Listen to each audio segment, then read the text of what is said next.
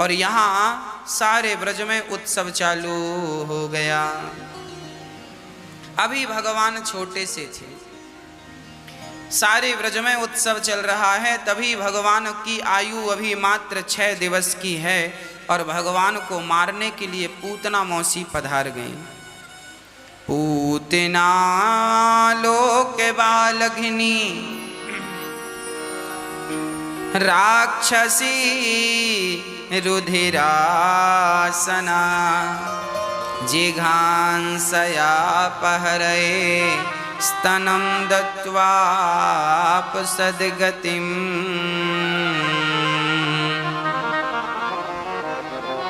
पूतना लोक बालघिनी,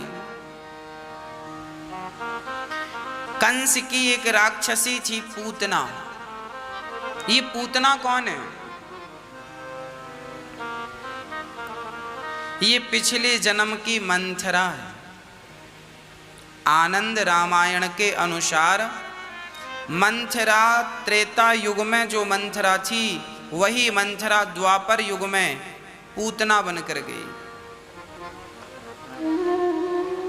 ये मंथरा भगवान आंगन पर लेटे थे, पालने पर टुकुर टुकुर देख रहे थे कि पूतना मौसी अपने स्तनों में जहर लगा कर गई कि बच्चे को कृष्ण को पिलाऊंगी, दूध की जगह जहर पिएगा और कृष्ण मर जाएगा। देखिए, जब हम किसी के साथ बुरा करते हैं, हम किसी के लिए गड्ढा खोदते हैं, तो ये भूल जाते हैं कि आज हमने जिनके लिए गड्ढा खोदा है, एक ना एक दिन हम भी इसी गड्ढे में गिरेंगे। इसलिए हमारे शास्त्र कभी ये परमिशन नहीं देते, हमारे गुरुजन हमें ये परमिशन नहीं देते कि तुम किसी के साथ बुरा करो। हमें किसी के साथ बुरा नहीं करना चाहिए। बुरा करने की परमिशन हमारे शास्त्र नहीं, पर पूतना बुरा करने चली, दूध पिलाने। अच्छा, पूतना बिल्कुल राक्षसी थी, कुरूपवान थी, पर जब भगवान श्री कृष्ण के समीप आई तो भगवान श्री कृष्ण के समीप बड़ी सुंदर बन ठन करके सज धज करके पूतना मौसी आई। इतना सुंदर श्रृंगार कर लिया पूतना ने कि मानो साक्षात लक्ष्मी लग रही है। इतनी सुंदर पूतना मौसी लगने लग गई, इतनी सुंदर, बहुत सुंदर लग रही हैं पूतना मौसी। लोग होते हैं ऊपर से बहुत सुंदर लगते हैं, भीतर से सुंदर नहीं होते। पूतना मौसी जब बाहर से सुंदर बन करके बन ठन सज धज कर गई और कृष्ण को मारने गई, तो भगवान श्री कृष्ण ने देखते ही, पूतना को देखते ही अपने दोनों नेत्रों को बंद कर लिया, नेत्रों को मूंद लिया। भगवान श्री कृष्ण ने अपने दोनों नेत्र बंद कर लिए। जब नेत्र बंद किए तो किसी ने भगवान से कहा, प्रभु आपने पूतना को देखकर अपने नेत्र क्यों बंद कर लिए? भगवान ने कहा, देखते नहीं हो,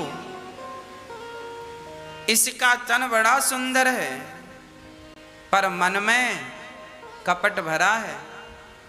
भगवान कहते हैं जिसका तन सुंदर होता है और मन में कपट भरा होता है, वो मुझे मारने आई है बड़ी सुंदर बनकर।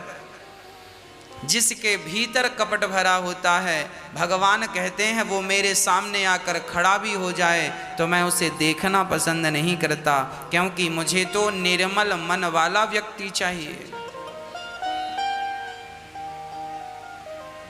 जिसके अंदर निर्मलता है, सहजता है, सरलता है, वो तो भगवान को प्राप्त कर लेता है, और जिसके अंदर सहजता नहीं है वो भगवान को कई जन्म में भी प्राप्त नहीं कर पाता। सरलता हो, सहजता हो तो भगवान मिलने में देर कहाँ लगती है। वृंदावन की एक घटना मुझे स्मरण आ गई। एक बार वृंदावन में एक गुरुजी बड़ी सुंदर कथा सुना रहे थे। यमुना उस पार से दो स्त्रियां वृंदावन में सब्जी बेचने आया करती थी। दोनों का नाम था, एक का नाम था मंगला, एक का नाम था सुमंगला। मंगला और सुमंगला दोनों सब्जी की टोकनी सिर पे रखकर आती और रोज वृंदावन में सब्जी भाजी बेचती और यमुना के तट पर जाती, घर से अचार और रोटी लेकर आती, यमुना के तट पर पेड़ की छांव में बैठकर अचार रोटी खाती, यमुना जी का जल पीती और बड़े आनंद के साथ नाव में बैठ कर के जो भी उसका भाड़ा किराया था नाव का देकर और अपने घर चली जाया करती थी वृंदावन के पास यमुना के उस पार की। पर कभी उन्होंने भगवान श्री कृष्ण का नाम सुना ना था, भक्ति क्या होती है कभी जानी ना थी, केवल अपना गुजारा करती थी, पेट भरना जानती थी, बड़ी सहज थी। झूठ बोलना तो मानो उन्होंने जाना ही नहीं था कि क्या है, कपट क्या होता है मंगला सुमंगला समझती नहीं थी कि कपट क्या होता है। आज तक उन्होंने झूठ नहीं बोला था, उनके अंदर कपट रत्ती भर नहीं था, जैसी बाहर से थी वैसे ही भीतर से थी। बड़े प्रेम से मंगला और सुमंगला। एक दिन क्या हुआ,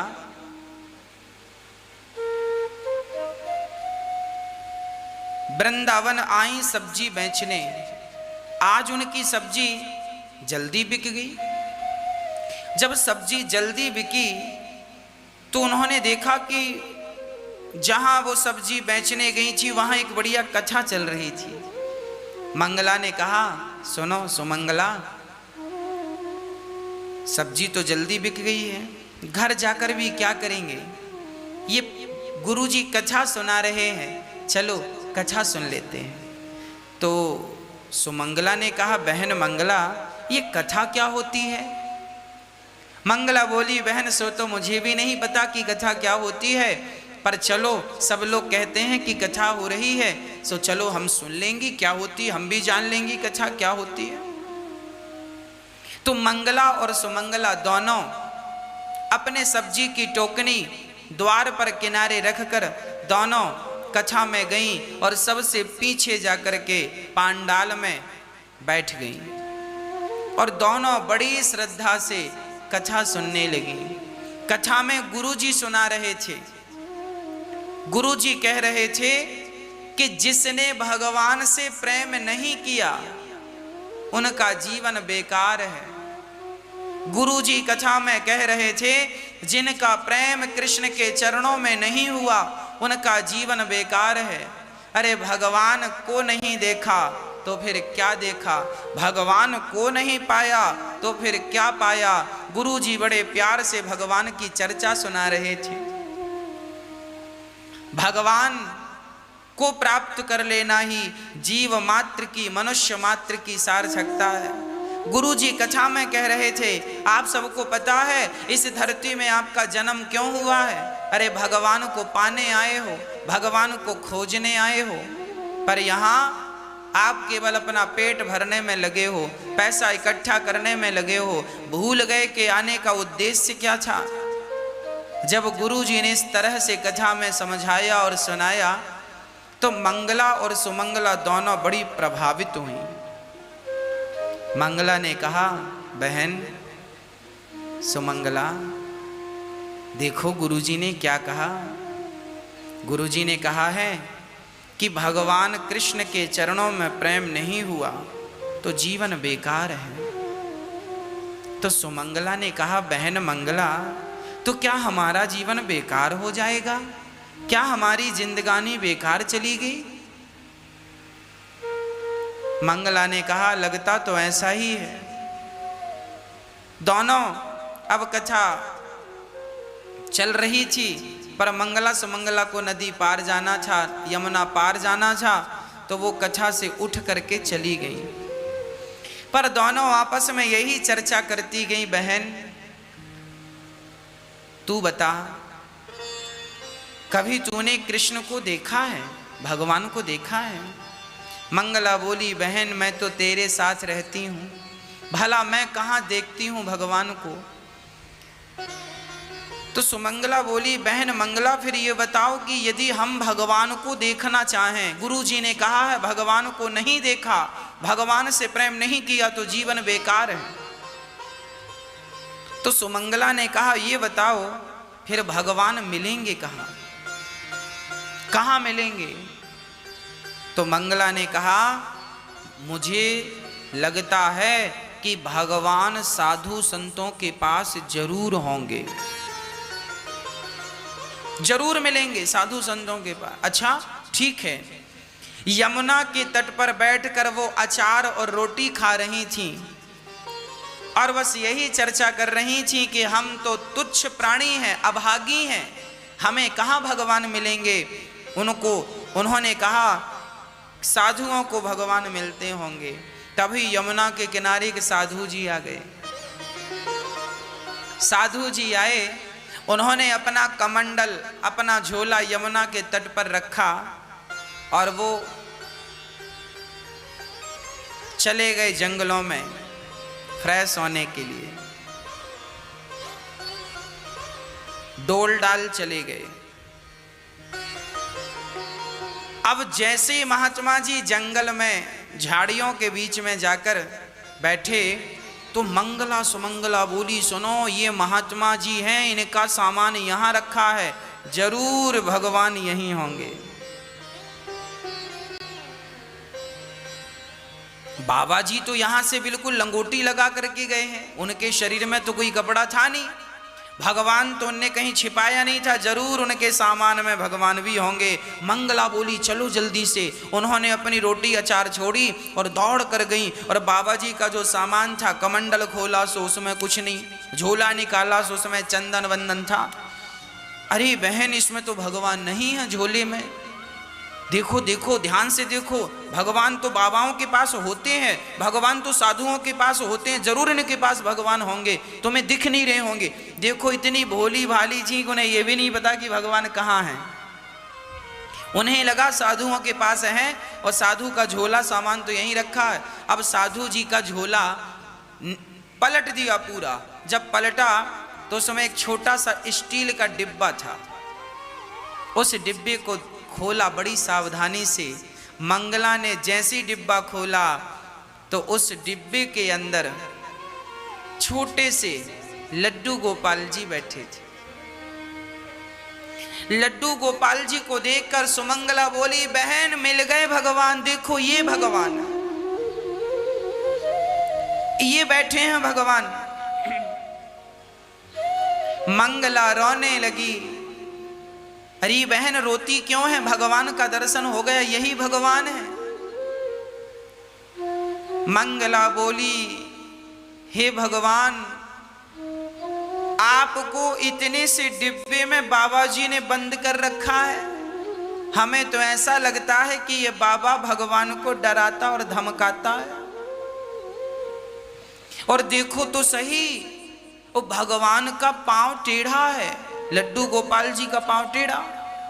मंगला बोली हे भगवान, आपको डरा धमका करके डिब्बे में रखा है बाबा जी ने, जरूर साधु जी आपको डांटते होंगे। मंगला बोली प्रभु अभी बाबा नहीं है, बाबा जी अभी नहाने के लिए गए हैं, आप एक काम करो थोड़ी देर जब तक हम लोग हैं अपना पांव सीधा कर लो, अभी आपको डरने की जरूरत नहीं है, कोई डांटेगा नहीं आपको। आपने डर के कारण अपना पांव टेढ़ा कर रखा है, डिब्बे में बैठते हो, इतने से डिब्बे में आप मेरे साथ चलेंगे तो मैं अपनी टोकनी में बिठाऊंगी आपको। मंगला ने कहा लगता है भगवान ज्यादा ही डरे हैं। सुमंगला ने कहा लाओ हम पांव सीधा कर देते हैं। भगवान को पकड़ा और लड्डू गोपाल जी का पांव पकड़ के खींचा सुमंगला ने। और भक्तों जब सुमंगला ने भगवान श्री कृष्ण का लड्डू गोपाल जी का पांव पकड़ के खींचा, सीधा किया कि प्रभु डरने की जरूरत नहीं है, बाबा नहीं, आप अपना पांव सीधा कर लो, थोड़ी देर आपको अच्छा लगेगा पांव सीधा करके। जब सुमंगला ने पांव सीधा किया तो भगवान उसकी सहजता, उसकी सरलता पर रीझ गए। न जाने कौन से गुण पर दयानिधि रीझ जाते हैं। भगवान उस सुमंगला और मंगला की सरलता पर, सहजता पर रीझ गए। और जब भगवान रीझे तो भगवान सुमंगला ने जब पांव पकड़कर खींचा तो श्याम सुंदर ने अपने पांव सीधे कर लिए। एक पांव नहीं, एक पांव मंगला ने खींचा तो सीधा हो गया, दूसरा पांव सुमंगला ने खींचा सीधा हो गया। अब तो भगवान बड़े हो गए, अभी टेढ़ा पांव था तो छोटे, अब पांव सीधे हो गए। मंगला सुमंगला ने ठाकुर जी को खड़ा किया। उनकी जो अचार रोटी बची थी, खाने के बाद जो बचा था वो पूरा खा नहीं पाई। जो अचार रोटी बची सो उन्होंने कहा, प्रभु हमें लगता है आप भूखे हैं, आप खाइए। तो भगवान उनके प्रेम में रीझ कर उनकी बासी रोटी अचार है ना, भगवान खाने लगे। गोपाल जी का मुंह खुला और वो भगवान को खिलाने लगी। भगवान उनकी तरफ देखकर मुस्कुराते जा रहे हैं, मुस्कुराते जा रहे हैं और मंगला सुमंगला खिलाती जा रही है। तब तक बाबा जी जंगलों से, झाड़ियों से निकलकर आ गए। और जब आए बाबा जी ने देखा कि हमारे झोले के पास दो महिलाएं खड़ी हैं। बाबा जी तुरंत, अरे कौन है, चोर हो क्या, क्या चुराने आए? बाबा जी दौड़े, पकड़ो पकड़ो। अब मंगला सुमंगला बोली, बहन भागो, भगवान को वहीं, प्रभु फिर मिलेंगे हम आपसे, कभी दर्शन होगा। भगवान को वहीं छोड़कर मंगला सुमंगला भागी और अपनी टोकनी उठाकर तुरंत भाग गई। अब बाबा जी बड़े गुस्से में आए, देखा तो पूरा सामान नीचे पड़ा, झोला दूर पड़ा। अब झोला उठाया बाबा जी ने, चंदन रखा, भगवान जी का डिब्बा देखा तो डिब्बा खुला। देखा, अरे डिब्बा खुला है, भगवान कहाँ है? यहां वहां देखा तो भगवान पड़े थे बालू में। अब जैसे ही महात्मा जी ने अपने भगवान जी डिब्बे में रखे सो भगवान डिब्बे में आए ही ना। अब डिब्बे से पांव बाहर निकल जाए। बाबा जी को लगा भगवान डिब्बे में नहीं आ रहे, ध्यान से देखा तो भगवान के दोनों पांव सीधे थे। बाबा जी चरणों में गिर पड़े, प्रभु ये क्या लीला है? तब मंगला ने आवाज लगाई, बाबा जी भगवान को इतना डराना मत, आपने डरा कर रखा था ना, टेढ़ा पांव करके बैठे थे, हमने पांव सीधा किया है, अब उनको पांव टेढ़ा ना करवाना।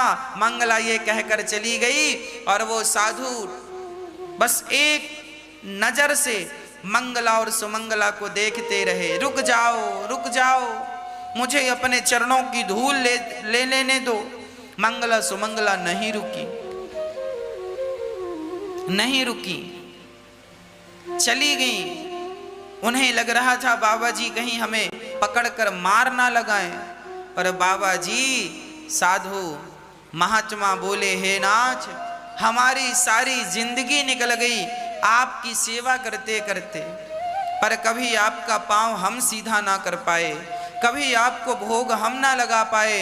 और ये दो गांव की स्त्रियां, इन्होंने आपको अचार रोटी का भोग लगाया और आपने भोग ग्रहण किया, उनके कहने से अपना पांव सीधा कर लिया। वो महात्मा भगवान के चरणों में गिरकर प्रणाम करते हुए कहते हैं, नाथ मैं अभागा हूं, मैंने सिर्फ आपको अपने झोले में रख करके केवल ढोया है। जैसा प्रेम उन लोगों ने कर लिया आपसे, जितनी सहजता जितनी सरलता उनमें थी, शायद वो सहजता वो सरलता मेरे भीतर नहीं आई, जिसके कारण आपने मुझे कभी दर्शन नहीं दिया। हम सदा आरोप लगाते हैं, प्रभु आप मिलते क्यों नहीं हो, आप दर्शन देते क्यों नहीं हो? क्या बताएं, वो सरल भाव से, वो सहज भाव से हम पुकारते नहीं, पर भगवान हमें दर्शन देते नहीं। मंगला सुमंगला वहां से चली गई। दूसरे दिन फिर सब्जी लेने के लिए आई और सब्जी बेचकर वो फिर जाने लगी तो उनकी सब्जी आज जल्दी बिकी। आज वो फिर कथा में बैठ गई और मंगला सुमंगला ने फिर बड़े भाव से कथा सुनी। आज कथा में गुरु जी ने कहा कि राधे श्याम जपोगे तो भव सागर से पार हो जाओगे। भाव सागर से पार होना हो तो केवल आपको जपना है, केवल राधे श्याम। आपको जपना है केवल राधे श्याम, केवल राधे श्याम, राधे श्याम, राधे श्याम, राधे श्याम।